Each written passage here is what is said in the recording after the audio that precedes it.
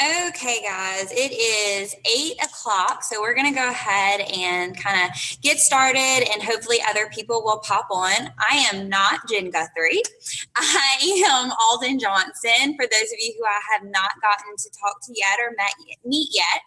Jen had an engagement tonight, and I think she's going to try to pop on. She thought she'd get home a little bit after 8, so maybe we'll get to see her and get some of her... Oh, it's already recording. I didn't realize it was doing that. So it got to see us just kind of hanging there for a second. Her Zoom is a lot different than mine. I still have the basic, like, free Zoom. So what we're going to do is I'm going to go ahead and share my screen, and we're going to get started. I have a few announcements before we get into the meat of our call that Jen shared with me.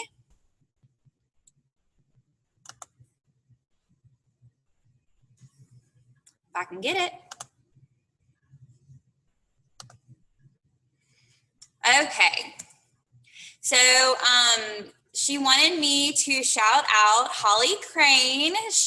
Y'all, this is absolutely awesome for her. She just graduated vet school this weekend, and here she is. She is officially an Success Club All-Star, which means that she has hit Success Club every single month for a whole year for 12 months, which is really, truly incredible. It is something that not many coaches do, and to hit it every single month for a full year is just absolutely awesome. And then if you think about it, that she did this while she was in vet school, which is like, I mean, that's pretty legit. She's a doctor now, and she's a Success Club All-Star. That's really awesome. So Holly, congratulations. We are all very excited and happy for you.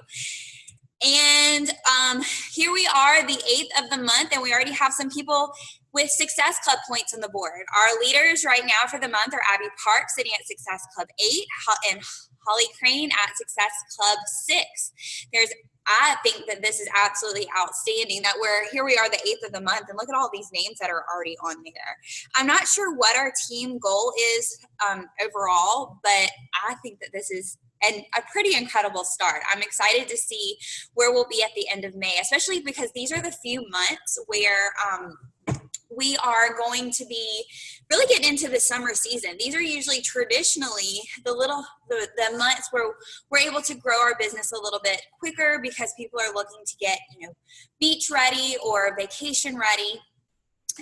Just a reminder that if you're going to Summit, to be invited to the Success Club party, the requirements are hitting Success Club in April and May with a total of 20 Success Club points.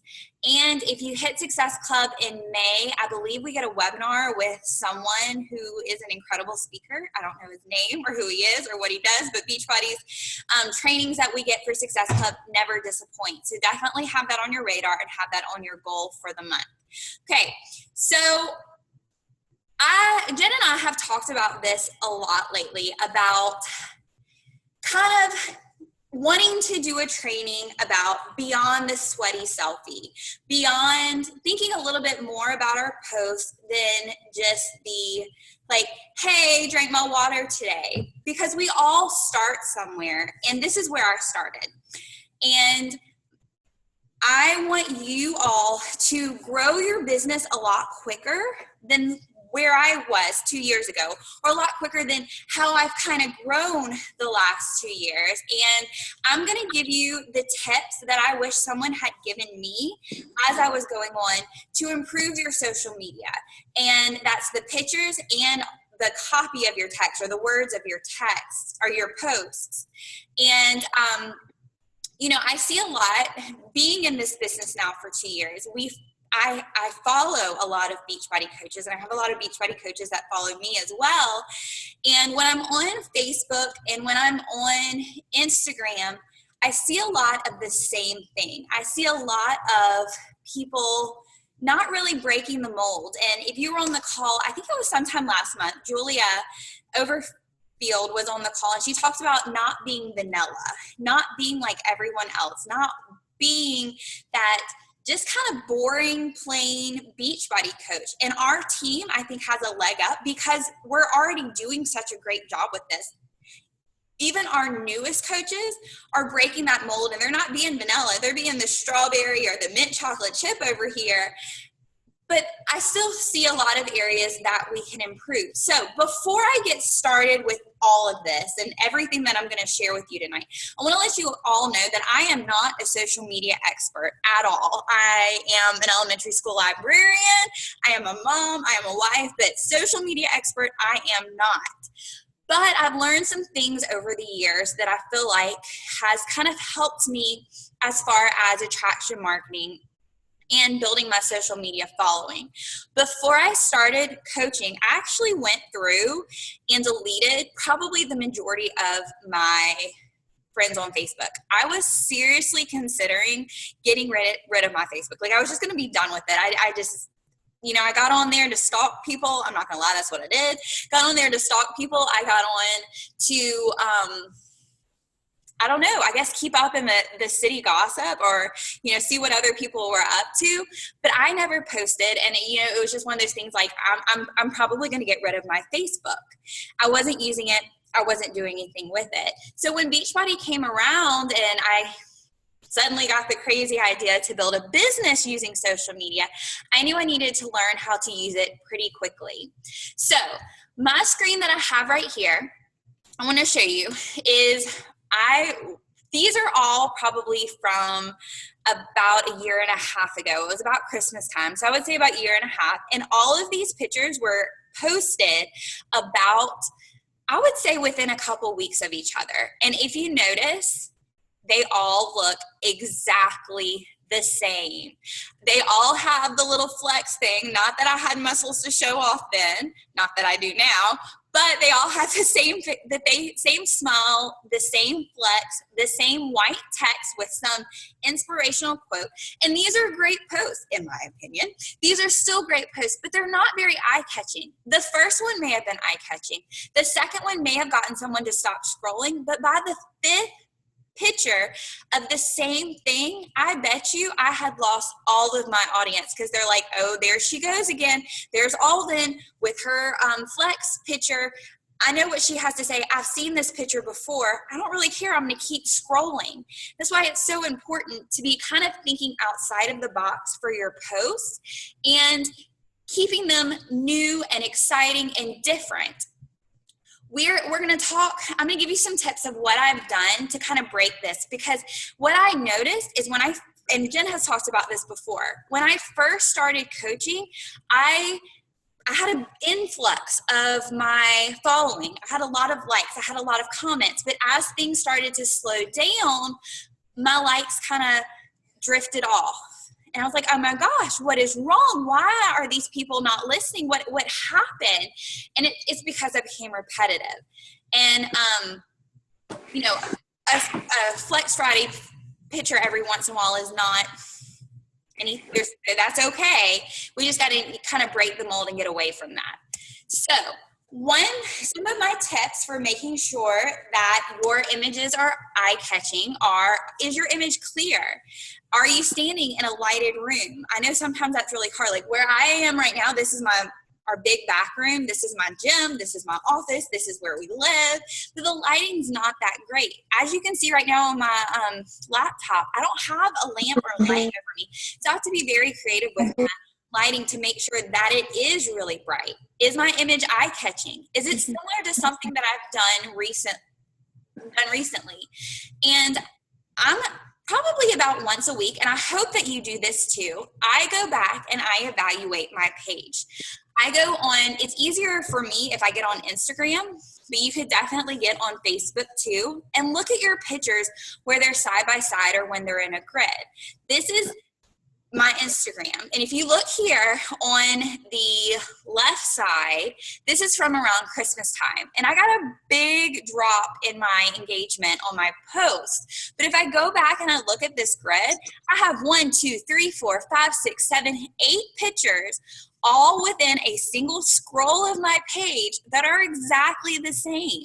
So again, like the Flex Friday pictures that I showed you on the last screen, I probably got somebody to stop scrolling the first time, maybe even the second time. But by the time I got up here to the 1, 2, 3, 4, 5 in a row that are literally the exact same smile, exact same place of where my head is, the exact same like little tilt with the, it doesn't matter if the words of my post were absolutely incredible, because the picture's not eye-catching. If you're going to include a picture in your post, that's what's going to catch their attention before they even read what you're including in there. If your picture isn't going to stop them, if it isn't something that they're going to be excited about, or something that's going to grab their attention quickly, they're not even going to read what you have to say in your post. So once I started evaluating my page and seeing that, trying to get my pictures to be a little bit different and a little bit out of the box, that's what you see over the right side.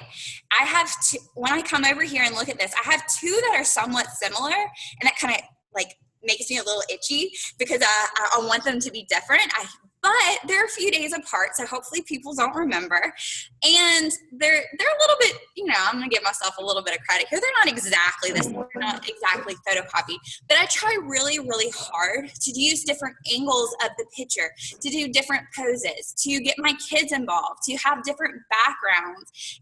And maybe one day I'll have one of my face, but the next day I will have one of my full body. Just different things to keep it engaged and going. Is the message inspiring? You're telling a story. Jen, as y'all know, is really, really good about telling a story, about connecting the dots between the posts. With her, for example, this weekend with her fish, she started with her ab post, and then she, a little bit later, I think it was maybe that afternoon, she said something about going to get a fish. Then we had a picture of her at the fish store, and the next thing we know, we have a picture of Tony Horton, hoping that I think there was a whole conversation about Tony Horton not passing away, but it was a story that she followed. And your pictures and your message can have that story as well. Is the post relatable to my audience? Same thing here.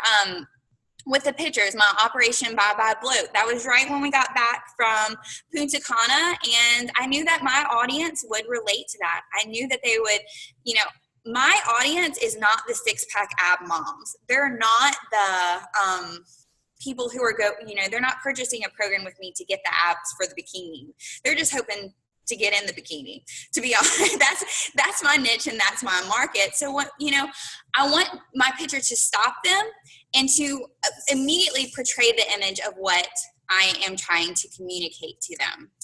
So as you're making your images, I want to encourage you not to reinvent the wheel. Use the resources that are free to you, that are easy to use, and that are available.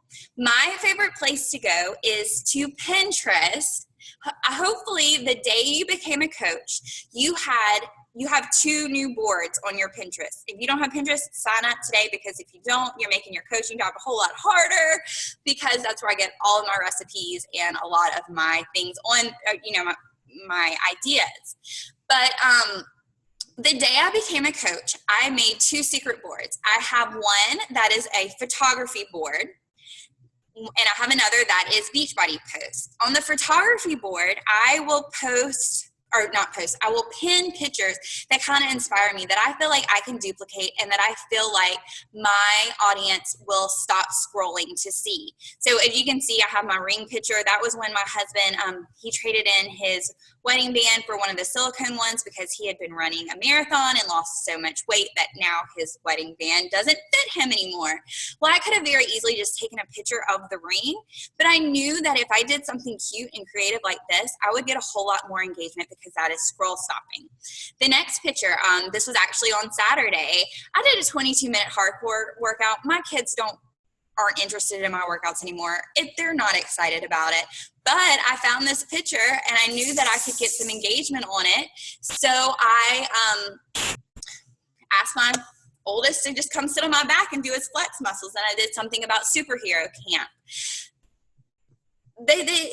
It's cute. It's engaging. People stopped and wanted to know, what we were doing. Same thing up here with the yoga. It's a different pose. Now, obviously, I look nothing like this girl. I'm not graceful like that at all, but it gave me something to talk about. It was exciting. It was a different image than just a downward facing dog. When I was doing 3-week yoga retreat, really the whole program is nothing but downward facing dogs, But I knew that my audience would get tired of that. I could only do so many downward facing dogs in a day. But if I did a little something goofy, something outside of my comfort zone, it would create a better image. The other Pinterest board that I have is where I put a bunch of quotes, like motivational quotes, things that I know that will inspire me for my posts, for my content, for the engagement. I don't do a lot of quotes, but I get inspiration from the quotes. So that's just another idea of a Pinterest board that you can use. When you're doing your posts, when you're creating your pictures, when you're creating your content, it's very important that you know who are you talking to. Who is the person that you're speaking to? There is a quote somewhere, and I don't know who said it or where the original place that I heard it was, but it's what they said was, if you're talking to everyone, you are really talking to no one. And I really, I kind of take that to heart and think about, for each post, who is the person that I'm talking to? For me, I have an avatar. I actually have it sitting right here on my desk. I have it pinned up. See, it's the same image. I have it taped up on my desk, and every time that I'm working, I am thinking about her and how I can engage her. Now, an avatar is this made-up person that you want to attract. And you don't have to do this. You don't have to spend a lot of time with this. This doesn't have to be what you do. It's just what works best for me. My avatar has the attributes that I talk about and the interests that I talk about in my posts. She's authentic and struggles with confidence. I talk about confidence a lot. Her eating is her favorite. I love to eat. Her favorite way to shop is Stitch Fix. I hate going to the store, but I like my favorite way to shop is Stitch Fix, because I don't have to go to the store. I don't have to stress. I don't have to find anything. It's sent directly to my door. Ren, this fake person, is my avatar. And when I'm writing my posts, I am talking straight to her. If that's kind of a bigger picture or something that you can't really think about or really relate to, you could be talking to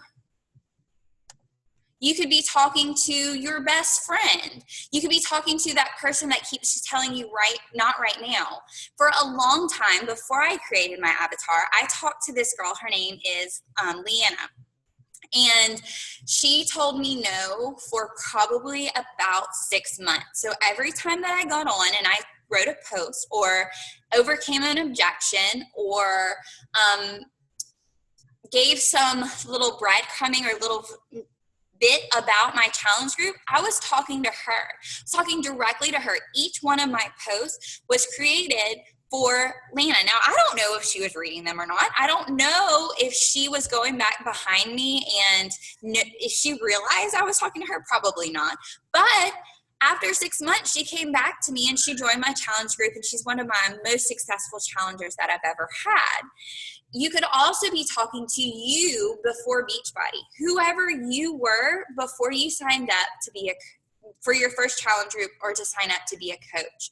What were you thinking? What were you feeling? What were you looking for when you were on social media? What was the thing, if you had seen it on your Facebook newsfeed or on your Instagram, what would have been the thing that you would have stopped, read, been inspired to join, and then reached out to you to be your coach? Are you really sharing your program? This is one of the tips that Jen gave me when I was first started coaching. And, she talked about how it's okay to get on and talk about your program, but it's not okay to just say day 6 of 21 or day 6 of 21 day fix, whatever, just leaving it at that. People don't know what that is. I tried when I first started coaching very hard to pretend like nobody knew what Beachbody was at all. Nobody knew what the 21 day fix was. Nobody knew what Country Heat was or whatever program that I was doing at the time. Nobody had ever heard of the colored containers, and tried to break it down and explain it to them. Now, when I started coaching, Beachbody was pretty big down here on the coast, and there were quite a few coaches. So a lot of my audience knew that, but I was talking to that one person who probably had never heard of it before ever. So that means in my post, I wanted to be very transparent about what I was eating, what I was feeling, what I was thinking, and try to give little sneak peeks of what the workouts actually look like.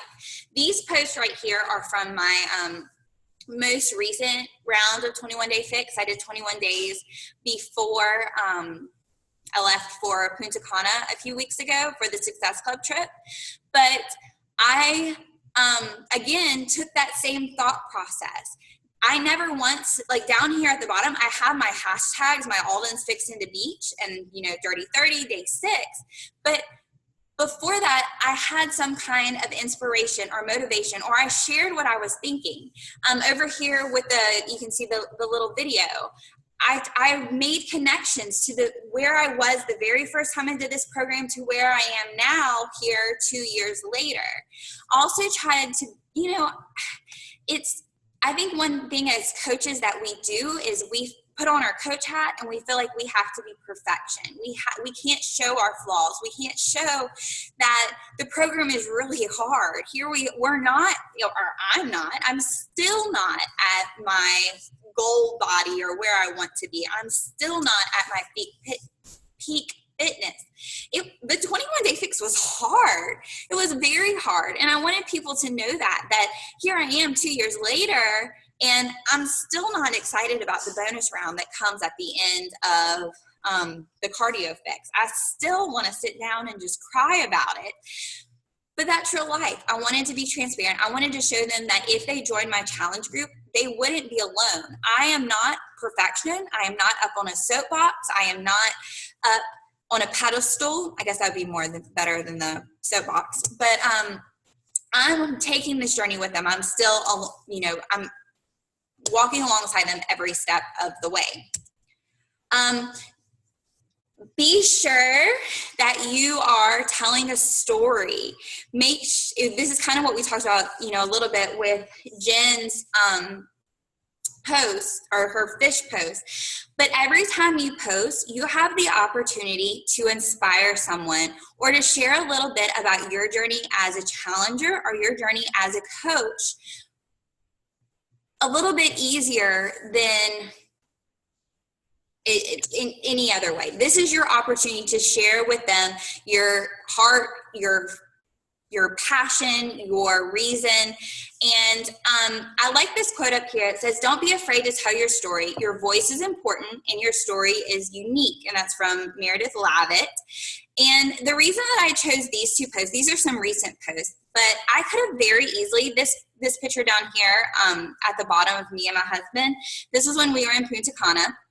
And I saw, again, I'm not a social media expert by any means, but I saw a lot of coaches who were doing pictures and saying, "Had a great night in Punta Cana," and just left it at that. But it was so easy to take that picture of us having a great time and overcoming an objection, talking about how I was so nervous the first time that I brought up coaching to him. I was scared to death. And of course, the first thing that he brings up to me is, "Isn't that a pyramid scheme?"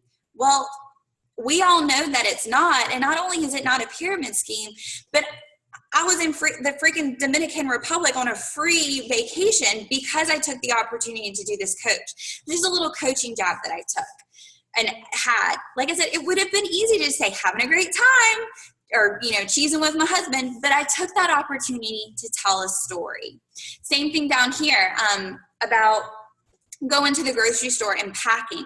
I saw a lot of coach posts leading up to Punta Cana of them packing for their trip.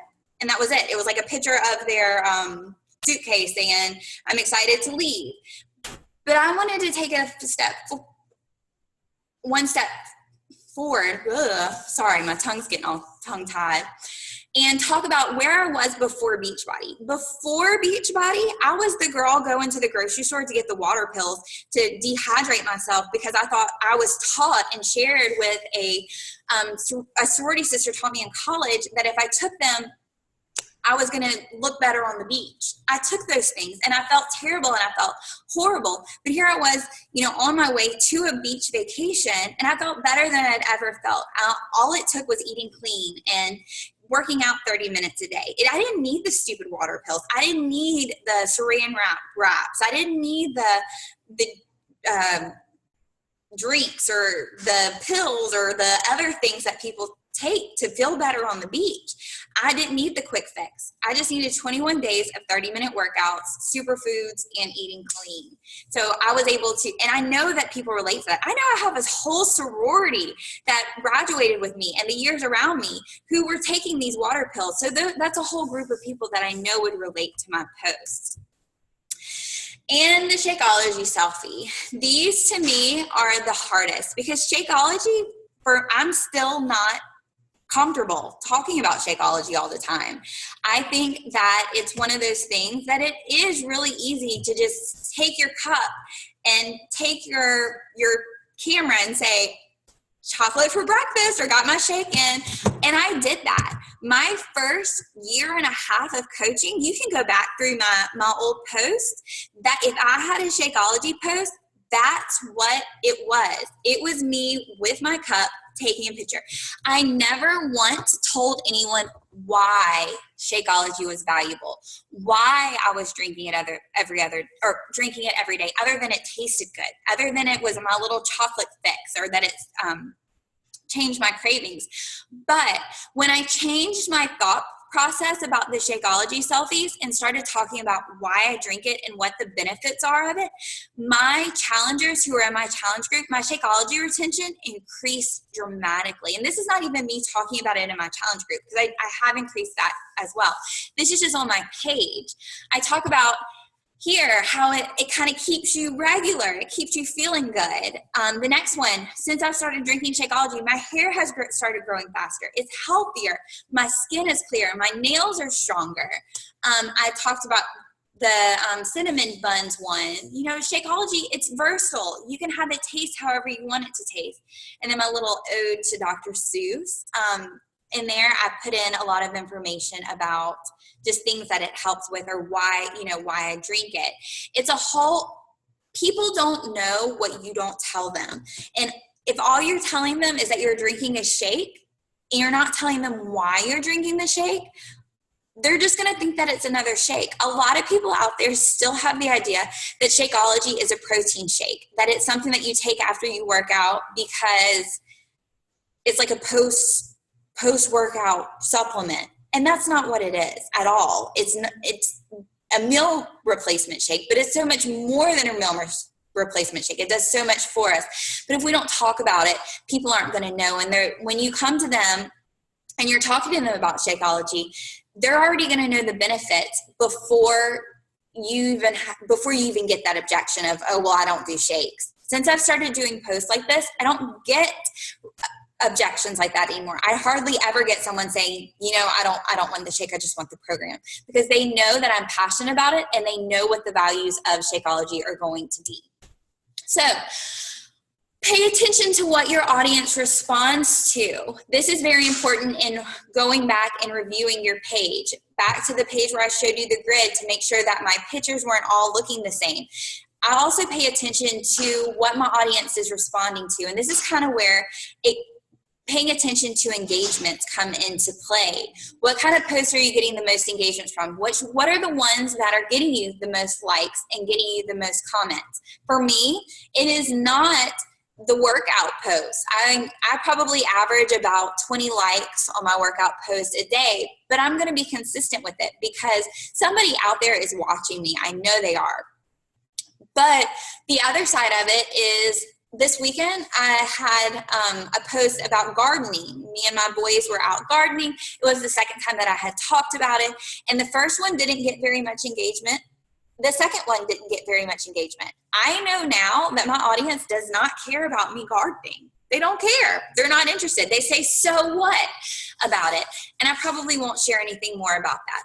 But on the flip side, every time I post about my little boy's baseball team, or him playing t-ball, I always get a lot of engagement. So I will have more of that, because engagement, it is not the end all be all. It is not, we all start somewhere, and all of my posts when I first started probably averaged about 5 likes.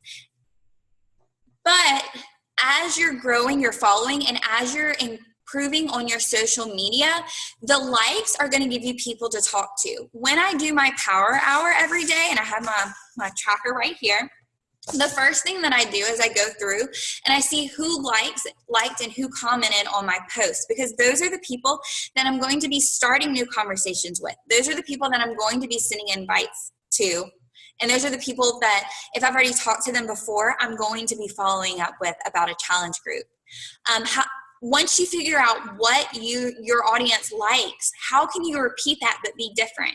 How can you have kind of the same theme going throughout those posts that you know that your following likes, but they're not all exactly the same? Jen does this, or it's been, I think, a while, but for a long time, she did that with her pizza posts. That was kind of a theme. It kind of became a thing for her that people, when they thought pizza, they thought Jen Guthrie.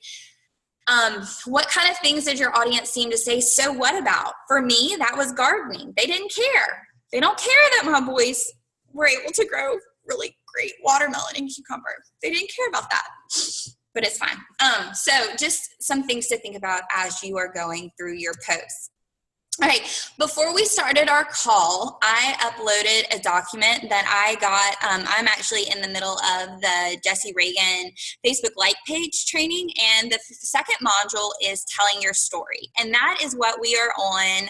And I uploaded, this is the exact same thing that we uploaded into, or I uploaded into the team page, so don't feel like you have to read all of this. But the second module, one of our homework assignments was to pair up with a partner and talk and answer these questions. He said, you can email back and forth, but what he really suggested, and what I'm going to suggest to you, is that you get on a Zoom call like this, or you get on the phone with someone on our team and you interview each other. I met my friend Gina Crocky. Most of you may or may not follow her, but we are in the training together, and we spent a Saturday morning and we interviewed each other. We recorded our Zoom calls and then got onto Fiverr and had someone transcribe them for us. So I have my interview that with her asking me the questions, my answers transcribed out for me on a piece, or on a document. So anytime that I feel stuck, or I don't know what to talk about, or I don't have any idea, we all have those nights where we get home and we're like, oh my gosh, I have no idea what to do for my post tonight. I have no idea what I'm going to talk about. I can go back to that document and I have a whole list of topics about my story. What is the theme of my story? What are my identification factors? What am I passionate about? If I'm having a night where there is absolutely nothing going on in my life, all I have to do is go to that thing and find, or that document, and look at that, read what I'm passionate about, and talk about why it's important to me. And that's going to speak to someone on my page. It's sharing my story. It's talking about my why. And this is the second page. Describing the opportunities that being a Beachbody coach has produced in your life. Talking about your ideal team member. That's where your coaching jobs kind of come in. What obstacles did you overcome? These are 16 great questions that I really hope that you are able to take the time, pair up with someone, spend a Saturday morning or a Friday night or one night that you don't have a team call, get on with them, interview each other, pay I think it's like $5 on Fiverr. And Fiverr is, if you don't know what that is, it's an app that you can download. I don't know if I still have it on here or not. Yeah, you can go on, and it has like graphic designers, or well, I'll post it in there. But you can pay them to do like your cover photos or do an image for you. But like I said, you don't have to do all that. I just used it to have someone transcribe my interview for me. So I had that hard document. I had that saved to my computer, and I had ready to go posts anytime that I need them.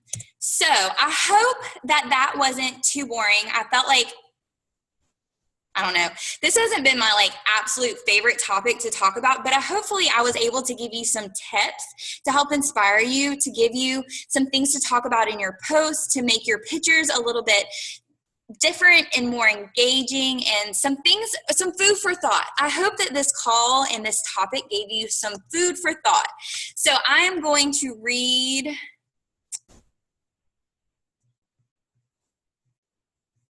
Okay, Jen got off. Does anybody, before we get off, does anybody have any questions before we get off? I do. Here, let me stop screen share so I can look at you. I can't see you right now. 1 second. Okay, who does? Hey, it's me. Hey. Michaela. Hey. So my question has nothing to do with the content of the post. Well, it kind of does, but mainly I've seen the Instagram and the videos that we're following on the Dash to Diamond group has been working amazing for the last few days for me. The one thing that I'm struggling with, I seem to be attracting a lot of people who are already Beachbody coach or businesses rather than people who might be potential customers.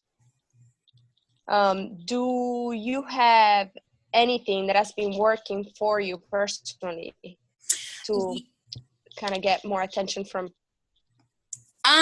Well, I am still kind of working my way into Instagram. I've only sold 2 challenge packs on Instagram. That's the whole time that I've had it. So I feel like I'm still kind of a newbie on there. But Jen may have better suggestions, but my suggestion, you just have to weed through it. I don't spend too much time doing this, but if I notice that someone is following me and liking me a lot, because you're going to start noticing who's consistently liking your posts on there, I'll go through and I will look and see, oh, okay, she's not a Beachbody coach. She is just a regular mom who stumbled upon my page. She is my niche. She's who I'm looking for. I'm going to write that name down. And then I'm going to go through and I'm going to start liking and commenting on their posts and building that engagement and building that relationship.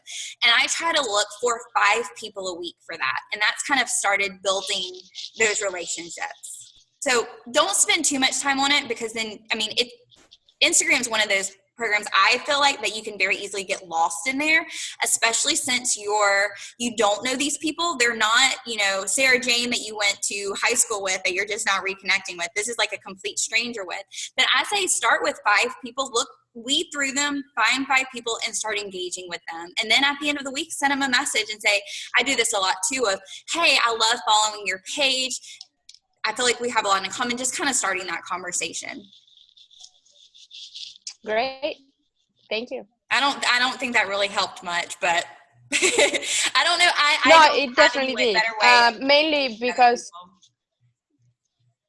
it definitely did, because I did get a few people who randomly liked something. Maybe didn't actually follow me, but liked random posts. And I ended up losing them in the notifications. But if I write them down and actually follow up with them, I know that that'll make a difference. So it definitely helped. I'll try that and try to keep it a minimum of 5 people per week, or that way you won't get overwhelmed. Awesome.